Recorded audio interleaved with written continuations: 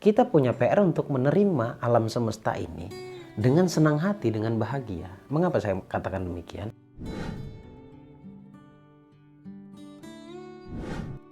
Bismillahirrahmanirrahim. Assalamualaikum warahmatullahi wabarakatuh. Alhamdulillahirrabbilalamin. Asyhadu an la ilaha illallah wa asyhadu anna Muhammad Rasulullah. Allahumma shalli ala sayyidina Muhammad wa ala ali sayyidina Muhammad. Selamat malam teman-teman. Kali ini saya akan bahas ilmu yang sangat menarik, bahkan ini menurut saya adalah ilmu inti. Saya hanya akan jelaskan satu saja di video kali ini, dan di berikutnya saya tidak akan jelaskan. Jadi perlu kamu tonton video ini sampai selesai. Nah, sebelum kita mulai, jangan lupa di subscribe dulu. Jangan lupa juga diklik tombol loncengnya. Channel YouTube Gus Baraja sebisa mungkin nih. Doakan saya sehat terus. Saya update 3 kali dalam sehari. Pertama jam 6 pagi, kemudian jam setengah 1 siang, dan jam 9 malam. Ini juga lagi belajar untuk istiqomah atau konsisten atau repetisi pengulangan. Ketika kita bisa konsisten, kita bisa istiqomah, kelak akan menjadi manusia yang istimewa. Harapan saya seperti itu doa saya. Nah, informasi seminar ya buat kamu, tanggal 23 September saya adakan seminar online yang bertema tentang bebas hutang. Untuk yang offline di Surabaya dalam waktu dekat 15 Oktober. Jakarta 10 Desember. Dan yang spesial kelas yang saya adakan, kelas loh ya. Kalau kelas itu pertemuannya durasinya lebih daripada sekali. Itu ada yang 6 bulan dan ada yang 1 tahun. Yang sifatnya sama-sama eksklusif. Jadi segera daftarkan diri kamu untuk totalitas mendapatkan keilmuannya dan urut bahkan. Dan insya Allah akan menjadi wasilah keajaiban datang kepada kamu atau jalan. Kali ini saya akan bicara tentang ilmu bawah sadar. Banyak orang sukses, tapi sebanyak-banyaknya orang sukses itu tetap tergolong 5%. Dari 100% orang yang ada di dunia ini, yang sukses, yang tergolong sukses itu hanya 5%. 90%-nya ya flat, datar, begitu aja. Ada yang drop gitu. Nah, orang-orang yang sukses adalah orang-orang yang memaksimalkan kualitas dirinya. Dengan kata lain, bawah sadar. Bahasa Inggrisnya disebut subconscious mind atau unconscious mind. Banyak istilah lah pokoknya. Intinya kalau di Indonesia disebutnya bawah sadar, alam bawah sadar. Kalau saya menyebutnya hati. Supaya lebih mudah dipahami teman-teman. Karena orang masih beraneka ragam asumsinya tentang bawah sadar. Bahkan saya pernah dites oleh salah satu komentator ya di channel YouTube. Coba jelaskan apa yang kamu ketahui tentang bawah sadar. Ngetes saya. Ya saya nggak jawab lah. Ya kan? Ngapain dites-tes orang terus dijawab. Gitu, nggak penting untuk dijawab. Tapi saya jawab sekarang dengan kacamata rahasia keajaiban doa. Jadi saya nyebutnya hati aja deh, biar enak. Karena yang Allah anugerahkan kepada manusia itu akal dan hati. Nah, kalau nafsu jangan dijelaskan karena itu ego. Ya, akal dan hati, di mana akal itu sangat sempit sekali, artinya kecil kapasitasnya, dan bawah sadar atau hati itu sendiri kapasitasnya jauh lebih luas. Pernah dengar hati seluas samudra nggak? Ya bener, ya bener itu. Jadi hati itu memang luas karena apa sih yang nggak masuk di hati? Jangankan yang baik, yang buruk aja masuk. Nah, di situ kita diuji, disitulah letak ujian kita. Ketika Allah berikan kebaikan, bagaimana kita memaksimalkan agar kebaikan tersebut masih bernilai kebaikan. Karena tidak sedikit orang malah diasumsikan negatif. Contoh orang-orang yang tidak bersyukur. Simpel ya. Jadi bawah sadar itu anggap hati. Nah, orang-orang sukses itu tadi saya katakan mereka memaksimalkan hatinya.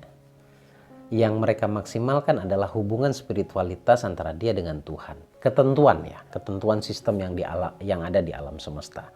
Tapi sebenarnya hakikinya mereka ke Allah gitu loh.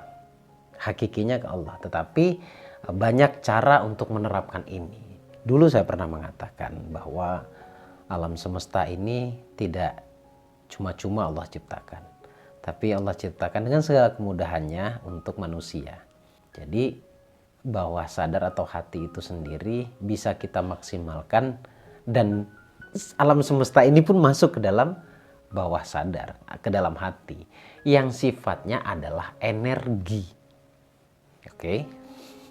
Jadi bukan alam semesta mobil masuk ke hati, enggak begitu konsepnya. Karena hati sendiri sampai detik ini pun tidak bisa digambarkan.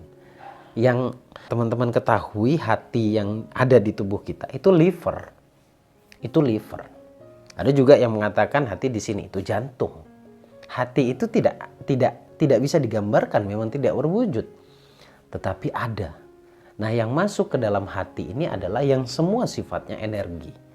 Jadi, sistem yang Allah terapkan kepada manusia atau di alam semesta ini, ketika energi di dalam hati ini positif, maka yang akan hadir ke dalam diri kita, ke dalam kehidupan kita juga yang positif. Kita masuk lebih spesifik lagi ya.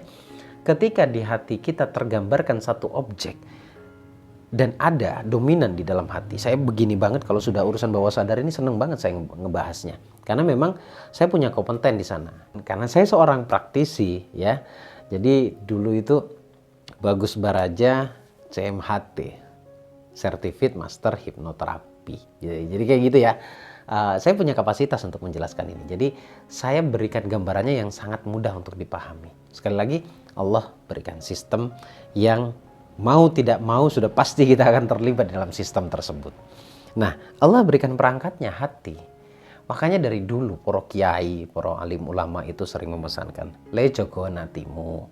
Hatimu itu sensitif. Jadi isi saja hatimu itu dengan kebaikan-kebaikan. Itu dawuhe para kiai, dawuhe para ulama, atau pesannya guru saya, Kiai Haji Zain Muhsin juga selalu memesankan, Ger, jogo hatimu, dijaga hatinya, jauh-jauh dari kesombongan, dan jauhkan dari iri dengki, fokus pada impianmu, fokus pada pembenahan hati, fokus pada apa? Pada spiritualitas, dan jangan lupakan Allah. Nah, ini pesannya. Artinya sebenarnya perkara pesan itu mungkin bermacam-macam ya, tetapi endingnya adalah mereka memerintahkan kita, termasuk saya, menyarankan kepada kamu, bukan menyuruh, menyarankan bagi yang mau, perbaiki hati. Termasuk menolak keberlimpahan itu hatinya yang tidak pas. Isi di dalam hatinya yang menurut saya kurang baik. Bagaimana mungkin kita didoktrin dulu, saya tidak menyalahkan doktrinan kita di masa lalu. Kita dulu didoktrin hati-hati dengan dunia, hati-hati dengan kekayaan. Terkesan teman-teman kalau dengerin kalimat saya begitu, kira-kira vibrasinya seperti apa ya? Pasti ngerasa tidak enak ya? Tidak enak kan? Nah, terkesan ya, antara dunia dan akhirat itu di kotak-kotak. Bahkan saya menganggap dari kalimat atau informasi tersebut, hati-hati dengan dunia. Seakan-akan dunia ini menjadi ancaman bagi akhirat. Sebentar, jangan dipotong dulu. Sementara dunia ini adalah cikal bakal yang bisa menentukan kita kelak baik atau tidak di akhirat. Jadi satu kesatuan yang nggak bisa dipisahkan. Untuk menuju ke akhirat, pastilah patilasannya adalah dunia. Kembali lagi pada konteks materi kali ini ya. Hati. Jadi kalau hatinya berlimpah, kalau bawah sadarnya kaya, ya pasti yang akan datang adalah kekayaan. Dan kita punya PR untuk menerima alam semesta ini dengan senang hati, dengan bahagia. Mengapa saya katakan demikian? Karena memang alam semesta ini diciptakan, dihidangkan untuk menjadi fasilitas untuk manusia. Nah, celakanya menurut saya, celakanya kita menganggap bahwa dunia itu tidak penting. Uang adalah sumber malapetaka. Uang itu salah satu bentuk rezeki dari sekian banyaknya rezeki. Uang itu adalah sarana hidup manusia di akhirat. Emang dipikir di akhirat sana atau di surga sana bahkan, itu tempatnya orang miskin? Saya pikir enggak. Karena orang kaya juga banyak di sana gitu. Mudah-mudahan termasuk Anda semuanya. Termasuk Anda semuanya. Enggak apa-apa. Saya di depan. Nanti saya kawal Anda semuanya. Gitu ya, bercanda teman-teman. Jadi lanjut.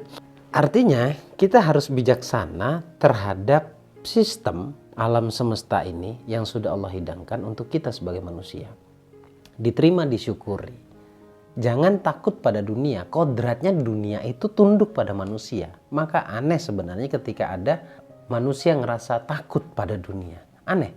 Sebenarnya aneh. Dan kebanyakan, mohon maaf, seribu maaf, ada banyak orang di luaran sana yang menurut saya punya nama dengan lantangnya mengatakan, hati-hati dengan kekayaanmu. Tanpa dia sadari, dia sendiri kaya. Dia sendiri kaya. tanpa dia sadari. Kaya itu adalah sumber ini yang negatif. Dengan lantang dia mengatakan seperti itu. Hati-hati dengan harta yang kamu miliki.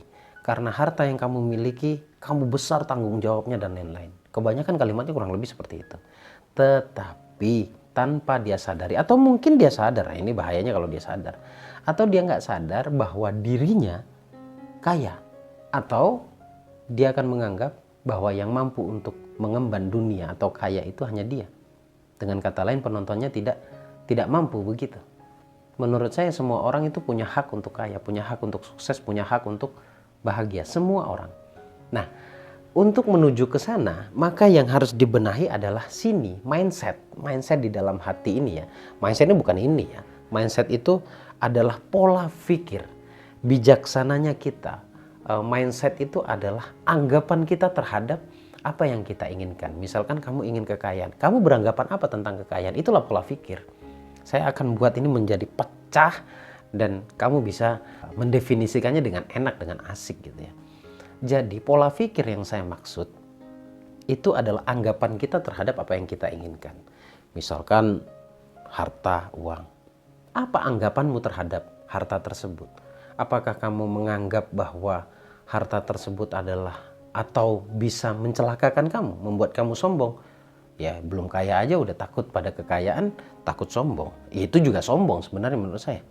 Gitu. Maka ketika mindset atau pola pikir atau anggapan-anggapan kita terhadap apa yang kita inginkan itu terbenahi, ya, dan itu di hati loh ya. Yang bisa cross check adalah diri Anda sendiri. Mungkin saya bisa buka pandangannya saja, tetapi saya nggak bisa masuk ke hatimu. Nah, yang paling tahu hatimu adalah dirimu sendiri dengan Allah. Nah, ketika hatimu sudah terbenahi, beranggapan dengan apa yang kamu inginkan itu, kamu beranggapan bahwa ya, ini baik untukku. Ya, ini pas untukku, ini layak untukku. Ya, aku bisa kaya. Ya, kekayaan itu memang diciptakan untukku. Ya, kekayaan alam semesta ini dihidangkan untuk manusia. Itu tipe-tipe orang yang berlimpah. Tipe-tipe orang yang menghargai ciptaan Allah. Ya, jadi kalau misalkan masih ada penolakan, menurut saya pribadi, saya coba untuk menggunakan kalimat yang baik ya. Menurut saya pribadi, orang-orang yang menolak dunia berarti menolak apa yang sudah diciptakan oleh Allah.